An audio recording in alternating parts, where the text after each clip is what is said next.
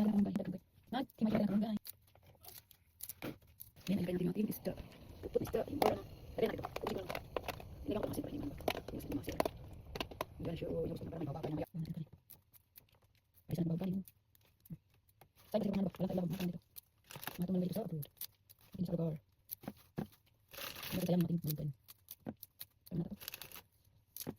Ilagay ko na siya ng seasoning powder. Seasoning asin. Yan. Tama yung seasoning. Ayun, ayun natin yung ating malunggay. Yan, lagyan natin yung kaibigan.